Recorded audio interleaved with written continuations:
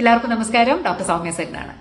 നമ്മൾ കേരളീയർ ദൈനംദിനമായിട്ട് നമ്മുടെ ഭക്ഷണക്രമത്തിൽ വളരെ കോമൺ ആയിട്ട് ഉപയോഗിക്കുന്ന ഒരു ഭക്ഷണ പദാർത്ഥത്തെ പറ്റിയാണ് ഇന്ന് നമ്മൾ ചർച്ച ചെയ്യുന്നത്. അതാണ് മുട്ട. നമുക്കറിയാം, ഇപ്പോ വെജിറ്റേറിയൻ ആയിട്ടുള്ള ആളുകൾ വരെ മുട്ട ഉപയോഗിക്കാറുണ്ട്, അല്ലെ? കാരണം മുട്ട വളരെ ആരോഗ്യത്തിന് നമുക്ക് ആവശ്യമുള്ള നല്ല പ്രോട്ടീനുകളും കാര്യങ്ങളൊക്കെ തരുന്ന ഒരു ഭക്ഷണ പദാർത്ഥമാണെന്ന് അറിയുന്നത് കൊണ്ട് തന്നെ വെജിറ്റേറിയൻ ആയിട്ടുള്ള ആളുകൾ തന്നെ 1% ആളുകൾ മുട്ട ഉപയോഗിക്കുന്നവരുണ്ട്. അപ്പോൾ നമ്മുടെയൊക്കെ ജീവിതത്തിൽ മുട്ട എന്ന് പറയുന്ന, എഗ് എന്ന് പറയുന്ന ഒരു ഭക്ഷണ പദാർത്ഥത്തിന് വലിയൊരു സ്ഥാനമുണ്ട്. അത് തന്നെ നമ്മൾ പലതരം മുട്ടകൾ ഉപയോഗിക്കാറുണ്ട്. ഏറ്റവും കൂടുതലായിട്ട് ഉപയോഗിക്കുന്നത് കോഴിമുട്ടയാണ്. കാടമുട്ട ഉപയോഗിക്കാറുണ്ട്, താറാമുട്ട ഉപയോഗിക്കാറുണ്ട്. സോ ഇപ്പോ ഞാൻ കഴിഞ്ഞ തവണ പോയപ്പോഴാണ് ഒട്ടകപ്പക്ഷിയുടെ മുട്ട കണ്ടത്. ഇത് അത്രയും ഒരു തേങ്ങയുടെ അത്ര വലിപ്പമുള്ള ഒട്ടകപ്പക്ഷിയുടെ മുട്ടയും ഞാൻ ഇപ്പൊ കണ്ടു. അപ്പോ പറഞ്ഞു നേടും, ഈ മുട്ടയുടെ കാര്യം പറയുമ്പോൾ എനിക്ക് ഒട്ടകപ്പക്ഷിയുടെ മുട്ട ഓർമ്മ വന്നു. കേപ്പ് ടൗണിൽ കണ്ടത്, അത് പറഞ്ഞു നേടും.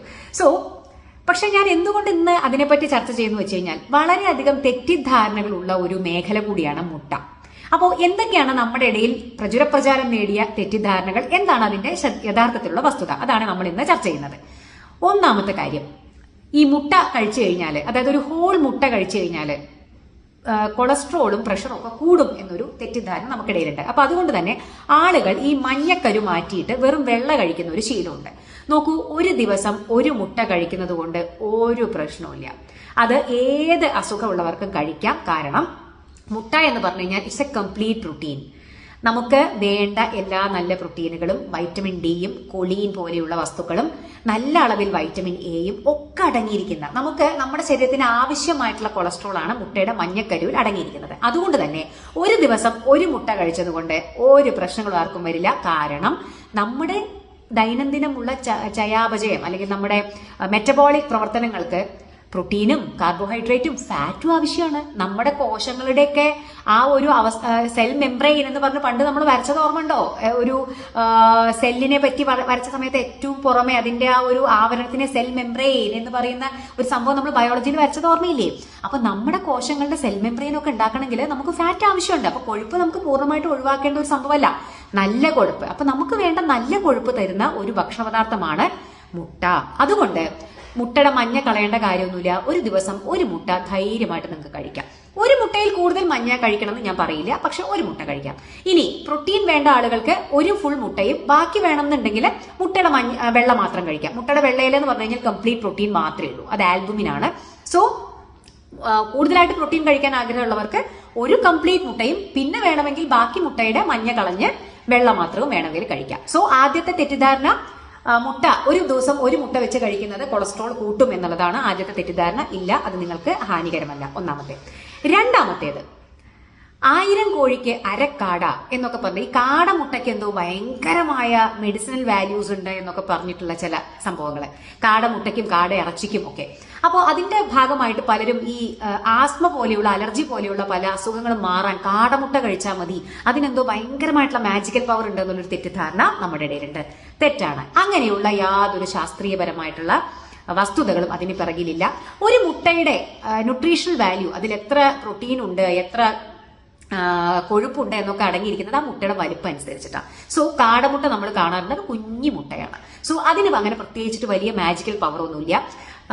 കോഴിമുട്ടയെ അപേക്ഷിച്ചിട്ട് അതിൽ പ്രോട്ടീന്റെ അംശവും കൊഴുപ്പിന്റെ അംശവും ഒക്കെ കുറവാണ്. കാരണം അത് മനുഷ്യന്മാർക്ക് ലോജിക്കായിട്ട് ആലോചിച്ച് അറിയുന്ന കാര്യമുള്ള ഒരു കുഞ്ഞു മുട്ടയാണ്. നമുക്ക് ഒരു 3-4 കാടമുട്ട ചേർത്ത് വെച്ചാൽ ഒരു കോഴിമുട്ടയുടെ വലിപ്പം വരും. സോ ഇത്തരത്തിൽ ഈ പറയുന്ന അലർജിയും ആസ്മയും മാറ്റാനുള്ള യാതൊരു മാജിക്കൽ പവറും ഈ കാടമുട്ടയ്ക്ക് ഇല്ല. അപ്പോൾ നിങ്ങൾ ഒരു കോഴിമുട്ട കഴിക്കണതിന്റെ ഈക്വൽ ആയിട്ട് നിങ്ങൾക്ക് കാടമുട്ട കഴിക്കണം എന്നുണ്ടെങ്കിൽ ഒരു 3-4 കാടമുട്ടയെങ്കിലും നിങ്ങൾ കഴിക്കേണ്ടതായിട്ട് വരും കേട്ടോ. അപ്പോൾ അത് രണ്ടാമത്തെ. കാടമുട്ട കഴിച്ചു കഴിഞ്ഞാൽ അങ്ങനെ പ്രത്യേകിച്ചിട്ട് വലിയ മാജിക് ഒന്നും സംഭവിക്കില്ല. മൂന്നാമത്തെ തെറ്റിദ്ധാരണ, ഈ താറാമുട്ട, ഈ പൈൽസ് പോലെ, അർശസ് പോലെയുള്ള ചില ബുദ്ധിമുട്ടുകൾക്ക് താറാമുട്ട കഴിച്ചു കഴിഞ്ഞാൽ ഇതേ പറഞ്ഞ പോലെ തന്നെ എന്തോ ഭയങ്കരമായ ഒരു മെഡിസിനൽ വാല്യൂ, അതും ശാസ്ത്രീയപരമായിട്ട് ഒന്നും തെളിയിക്കപ്പെട്ടതല്ല. താറാമുട്ടയും കോഴിമുട്ടയും തമ്മിൽ നമ്മൾ കമ്പയർ ചെയ്ത് നോക്കുന്ന സമയത്ത് താറാമുട്ടയ്ക്ക് കുറച്ചുകൂടി ന്യൂട്രീഷണൽ വാല്യൂ ഉണ്ട്. കാരണം താറാമുട്ടയുടെ വലിപ്പം നിങ്ങൾക്കറിയാം, കോഴിമുട്ടയും താറാമുട്ടയും വെച്ച് കഴിഞ്ഞാൽ താറാവിന്റെ മുട്ട കുറച്ചുകൂടി വലുതാണ്. അതുകൊണ്ട് തന്നെ കോഴിമുട്ടയേക്കാൾ കൂടുതൽ പ്രോട്ടീനും, കോഴിമുട്ടയേക്കാൾ കൂടുതൽ കാർബോഹൈഡ്രേറ്റും, കോഴിമുട്ടയേക്കാൾ കൂടുതൽ കൊഴുപ്പും, പ്രത്യേകിച്ച് കൊഴുപ്പാണ് ഈ പറയുന്ന താറാമുട്ടയിൽ കുറച്ച് കൂടുതൽ. അപ്പോൾ നിങ്ങൾ കോഴിമുട്ടയും താറാമുട്ടയും വെച്ച് നോക്കുകയാണെങ്കിൽ താറാമുട്ടയിലാണ് കൊളസ്ട്രോൾ ഒക്കെ കുറച്ചുകൂടി കൂടുതൽ. കാരണം അതിന്റെ മഞ്ഞക്കരു കോഴിമുട്ടയേക്കാൾ കൂടുതൽ വലുതാണ്. അപ്പോൾ ഒബ്വിയസ്ലി മഞ്ഞക്കരു വലുതായത് കൊണ്ട് തന്നെ കൊഴുപ്പിന്റെ അംശവും കൂടുതലായിരിക്കും. ഓബ്വിയസ്ലി കൊളസ്ട്രോളിന്റെ അംശവും കൂടുതലായിരിക്കും. സോ കോഴിമുട്ട കഴിക്കണേക്കാൾ കൂടുതൽ പ്രോട്ടീനും കൊഴുപ്പൊക്കെ കിട്ടാൻ സാധ്യത താറാമുട്ട കഴിക്കുമ്പോഴാണ്. എന്നാൽ താറാമുട്ട കഴിച്ചതുകൊണ്ട് ഇങ്ങനെയുള്ള പൈൽസ് രോഗമൊക്കെ അങ്ങ് ആവിയായി പോകും എന്നൊക്കെ പറയുന്നത് വിഡ്ഢിത്തരമാണ്. പൈൽസ് ഒക്കെ ഉണ്ടെങ്കിൽ പ്രോപ്പർ ആയിട്ട് ഒരു സർജൻ ഡോക്ടറെ കൊണ്ടേ കാണിക്കുകയാണ് വേണ്ടത് കേട്ടോ. പക്ഷെ താറാമുട്ട മോശമല്ല, താറാമുട്ട കഴിക്കാം. ഈ പറയുന്ന പോലെ കോഴിമുട്ട കഴിക്കുമ്പോൾ കിട്ടുന്ന ഗുണഗണങ്ങളൊക്കെ നിങ്ങൾക്ക് താറാമുട്ട കഴിക്കുമ്പോൾ കിട്ടും. ഇനി അടുത്ത തെറ്റിദ്ധാരണ, കോഴിമുട്ടയിൽ തന്നെ നാടൻ കോഴിമുട്ട കഴിക്കുന്നതാണ് ഭയങ്കര നല്ലത്.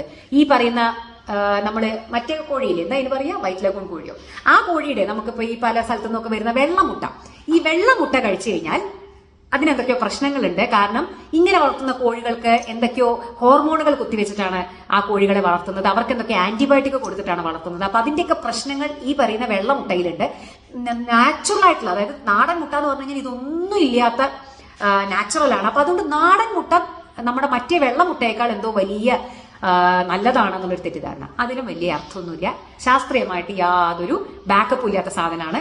ഈ നാടൻ മുട്ടയായാലും വൈറ്റ് മുട്ടയായാലും രണ്ടിലും ഏകദേശം ഒരേ അളവിലാണ് പ്രോട്ടീനിന്റെ കണ്ടന്റും ഫാറ്റിന്റെ കണ്ടന്റും ഒക്കെ അടങ്ങിയിരിക്കുന്നത്. പിന്നെ ഈ പറയുന്ന മറ്റേ കോഴികൾക്ക് എന്തൊക്കെയോ കുത്തിവെച്ചിട്ടാണ് അതിന്റെ പ്രശ്നങ്ങൾ മുട്ട വെറുതെയാണ് കേട്ടോ. ആ കോഴികൾക്ക് അങ്ങനെ ഹോർമോണുകൾ കുത്തിവെക്കുന്നു അല്ലെങ്കിൽ അവർക്ക് ആന്റിബയോട്ടിക് കൊടുക്കുന്നു എന്നുള്ളതൊക്കെ തെറ്റായിട്ടുള്ള പ്രചരണങ്ങളാണ്. അങ്ങനെയുള്ള കോഴികളുടെ ഇറച്ചി കഴിച്ചുകൊണ്ട് നിങ്ങളുടെ കുട്ടികൾക്ക് ഹോർമോണൽ പ്രശ്നങ്ങൾ വരില്ല. ആ മുട്ട കഴിച്ചുകൊണ്ട് നിങ്ങൾക്ക് യാതൊരു ആരോഗ്യ പ്രശ്നങ്ങളും വരില്ല. ഇതൊക്കെ ഒരു ശാസ്ത്രീയമായിട്ടുള്ള ബേസിസും ഇല്ലാത്ത കാര്യങ്ങളാണ്. അപ്പൊ അതുകൊണ്ട് നാടൻ മുട്ട കിട്ടാൻ വേണ്ടിയിട്ട് നിങ്ങൾ നാടൻ മുട്ട കഴിച്ചോ, അതുകൊണ്ട് കുഴപ്പമൊന്നുമില്ല, നാടൻ കോഴിയുടെ മുട്ടയ്ക്ക് പ്രശ്നമൊന്നുമില്ല. പക്ഷേ നാടൻ മുട്ട തന്നെ കൊടുക്കണം എന്ന് വിചാരിച്ചിട്ട് അതിന്റെ പുറകെ പോകുന്നതിൽ അർത്ഥമൊന്നുമില്ല. ഇന്ന് സത്യം പറഞ്ഞു കഴിഞ്ഞാൽ വെള്ളമുട്ട പലപ്പോഴും പല ഈ ചായയിലൊക്കെ മുക്കിയിട്ട് നാടൻ മുട്ടയാക്കിയിട്ട് ഈ കളറ്, കാരണം പലരും ഈ കളറ് കാണുമ്പോൾ അവർക്ക് എന്തോ അതിനൊരു അട്രാക്ഷൻ ആണ് അല്ലെ, ആ ഒരു ചെറിയ തവിട്ട നിറത്തിലുള്ള ഒരു കളർ കാണുമ്പോൾ പലപ്പോഴും ഇങ്ങനെ ഈ വെള്ളമുട്ട പലതിലും മുക്കിയെടുത്തിട്ട് നാടൻ മുട്ടയാണെന്ന് പറഞ്ഞ് വിൽക്കുന്ന കള്ളന്മാര് വരെ ധാരാളം നമുക്ക് ചുറ്റുമുണ്ട്.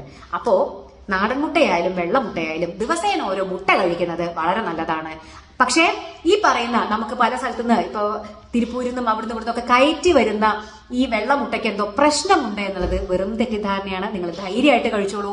എല്ലാവർക്കും ധൈര്യമായിട്ട്, പ്രത്യേകിച്ച് കുട്ടികൾക്ക് ഡെയിലി, ഇപ്പൊ നിങ്ങൾ പറയാറില്ലേ ഡെയിലി ഓരോ മുട്ട കഴിക്കൂ എന്നൊക്കെ പറഞ്ഞിട്ടുള്ള അഡ്വർടൈസ്മെന്റ്സ്, നിങ്ങൾ പരസ്യങ്ങളൊക്കെ ടി വിയിൽ കാണുന്നില്ലേ, അത് ശരിക്കും നല്ലതാണ്. കുട്ടികൾക്കെങ്കിലും ഡെയിലി ഓരോ മുട്ട കൊടുക്കുന്നത്, കാരണം ഇറ്റ്സ് എ കംപ്ലീറ്റ് റൊട്ടീൻ കേട്ടോ. അത് അവരുടെ ആരോഗ്യത്തിനെയും ബുദ്ധിശക്തിയും ഒക്കെ വളരെയധികം സഹായിക്കും. സോ ഒരു മുട്ട ഡെയിലി കഴിക്കാൻ എല്ലാവരും ശ്രദ്ധിക്കുക കേട്ടോ. അപ്പൊ മുട്ടയെ പറ്റിയിട്ടുള്ള കൺഫ്യൂഷൻസ് ഒക്കെ തീർന്നല്ലോ. അപ്പൊ നാടൻ മുട്ടയായാലും താറാമുട്ടയായാലും കാടമുട്ടയായാലും ഇനി വെള്ളമുട്ടയായാലും ഒരു ദിവസം ഒരു മുട്ടയെങ്കിലും കഴിക്കുക എന്നുള്ളതാണ് ഇമ്പോർട്ടന്റ് ആയിട്ടുള്ള കാര്യം. ബൈ.